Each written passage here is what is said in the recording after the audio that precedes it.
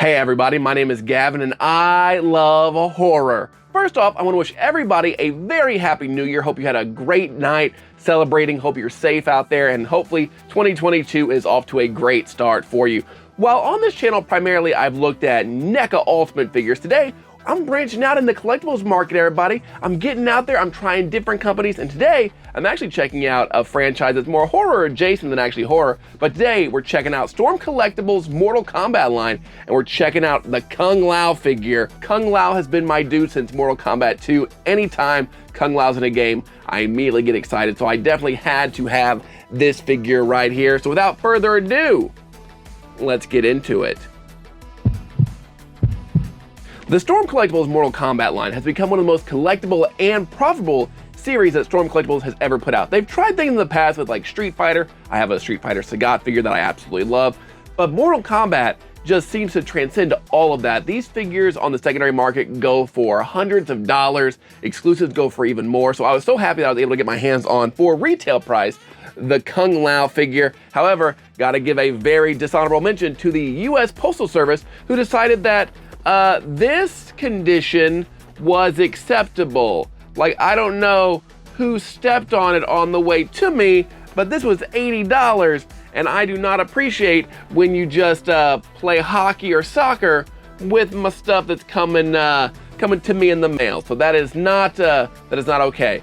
Also, I ordered this from Galactic Toys, so it might be their fault as well, but we're just gonna blame it on the post office because that seems like the far more likely scenario. This figure is packaged pretty well aside from the Postal Service mishap, and you can see the figure right there in the display screen there. I will say though, there is a lot of plastic that kind of muddies it up. So if you're an inbox collector, it looks kind of messy compared to like NECA figures or maybe something from Super 7. But you can see all the stuff right there that he's got in here. He's got his hat, of course. He's got a bunch of different hands, and he's got the figure right there. So let's go ahead and get this guy open.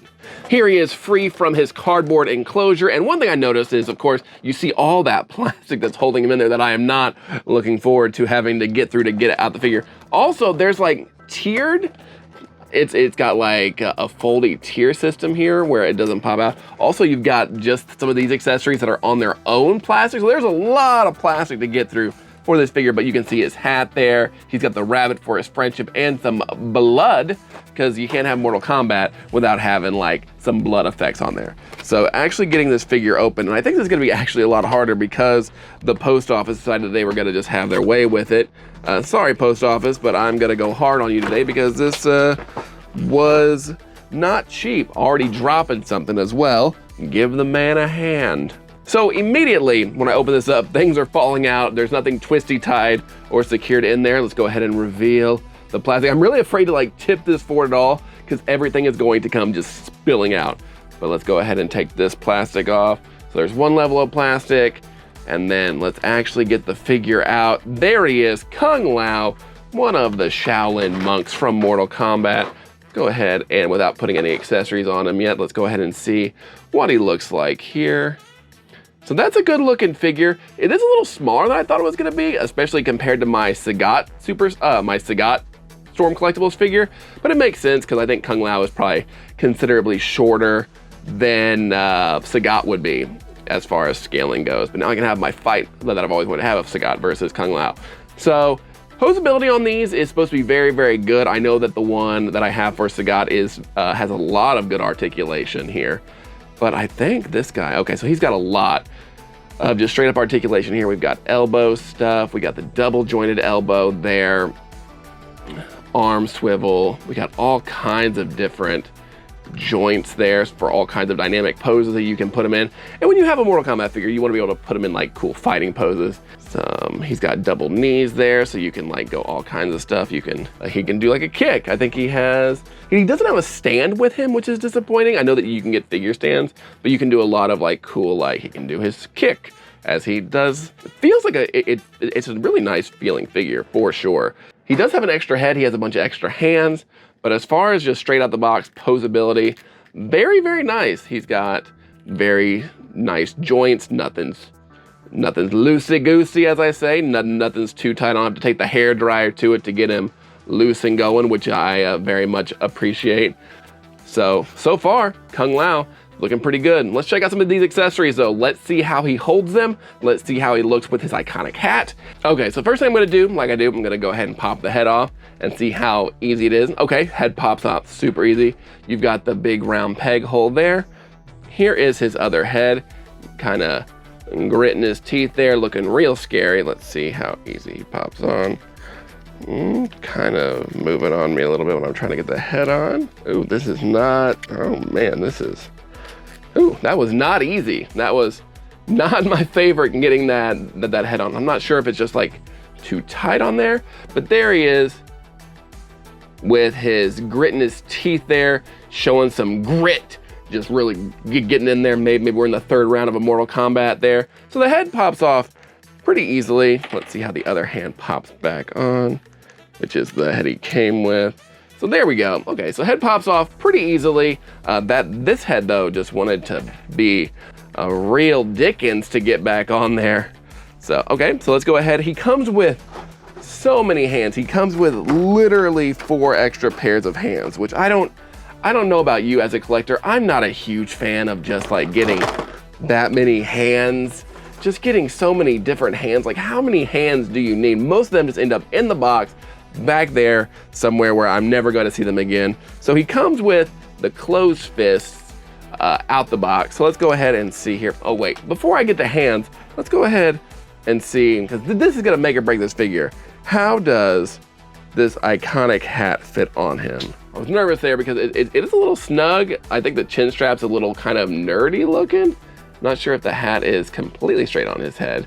Maybe he's wearing it like the kids do. But he does have the hat there. It looks like it fits nicely. It's pretty snug on the head. So it would have been a real bummer if Kung Lao, whose main accessory is like his hat, would have not been able to wear, you know, his hat. So let's go ahead and try to get some of these different hands on here to see. I'm not gonna try every pair of hands because that would be way too ridiculous. I barely touched this hand and it just like, it comes off so easily. It just like nothing. Just trying to put his hand on and his arm has popped out of the socket. And this was like not putting too much torque on there, not putting too much, just trying to put his actual hand on and the arm has popped off. It should pop right back in there, no big deal. But that is not great when you're just trying to put a hand on and the arm pops off and you think you broke your $80 collectible toy that the post office has already tried to destroy for you. This hand is gonna be for if he's trying to like throw his hat. He has a throwing hat, which I'm gonna open up now. Let's see how that looks on him. All right, so there he is with his cool effect of looking like his hat is actually throwing. It's got the effect from the game. And I think it looks kind of neat. I don't know if I would display him like this. I feel like this takes up a lot of real estate when you have him like actually in the act of throwing a hat. I will notice though that if you lay it flat like this, it does stay up. However, when you try to like turn it like that, it just falls completely out of his hand. It does not want to stay, and which is disappointing because in the games he can throw his hat vertically, not just horizontally. So if you want to display it kind of like that, you're gonna have to find some way to either glue it, which you don't want to really glue it, to get that to go on there. So that's disappointing that he does not hold it that well as far as that goes. Let's see how he holds his other hat though.